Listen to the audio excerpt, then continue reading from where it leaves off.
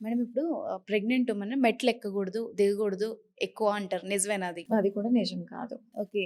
హ్మ్. అంటే మన బాడీకి ఆల్రెడీ ప్రెగ్నెన్సీ అనేది ఓన్లీ హ్యూమన్ బీయింగ్స్‌కి జరుగుతున్న విషయమా? కాదు. కాదు. It happens to every bloody female animal on this earth. అవును. Human beings are not exceptional. Hmm. So, అవన్నీ రెస్ట్ తీసుకుంటాయా ప్రెగ్నెన్సీ వచ్చినప్పుడు? లేదుగా.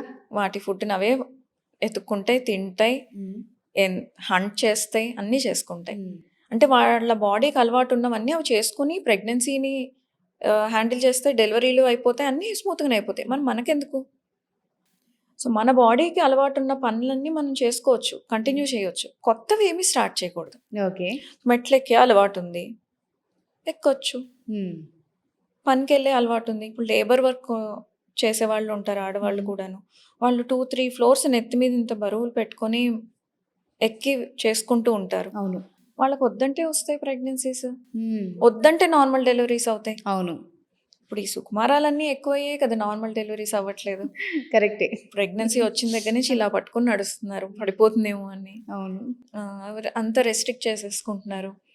సో, నార్మల్ డెలివరీ అవ్వాలి అనంటే మొత్తం డాక్టర్ మీద డిపెండ్ అవ్వదు. ఈ ఓకే. 9 మంత్స్ ఎలా హ్యాండిల్ చేస్తున్నారు? హ్మ్. ప్రెగ్నెన్సీ కాకముందు హ్మ్. మీ బాడీ ఎంత హెల్తీగా ఉంది? అన్న దాన్ని బట్టి at the end of the day normal delivery అవుతుందా లేదా అనేది ఒక 10% డాక్టర్ మీద డిపెండ్ అయ్యి ఉంటుంది. ఓకే. మిగతాదంతా పేషెంట్ వాళ్ళ ప్రెగ్నెన్సీ అండ్ ప్రీ ప్రెగ్నెన్సీ స్టేజ్‌ని ఎలా హ్యాండిల్ చేసుకున్నారు అన్న దాన్ని బట్టే ఉంటుంది. హ్మ్. సో, చాలా మెంటల్‌గా, ఫిజికల్‌గా ప్రిపేర్ అవ్వాలి ఒక నార్మల్ డెలివరీ అవ్వాలి అంటే. సో, ఇలా ప్రెగ్నెన్సీ రాంగానే రెస్ట్ తీసేసుకుంటూ, నడవకుండా, యాక్టివిటీ లేకుండా ఉంటే మజిల్‌కి స్టామినా పోయి డెలివరీ పెయిన్స్ న్యాచురల్‌గా రావు. నార్మల్ డెలివరీలు అవ్వవు.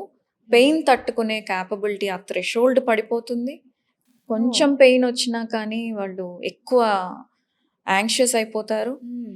సో, ఎప్పుడైతే మదర్ టూ మచ్ మెంటల్‌గా డిస్టర్బ్ అవుతుందో ఆటోమేటిక్‌గా బేబీకి కూడా డిస్టర్బెన్స్ ప్రొజెక్ట్ అవుతుంది. ఓకే. సో, ఆటోమేటిక్‌గా నార్మల్ డెలివరీ ఛాన్సెస్ తగ్గిపోతాయి.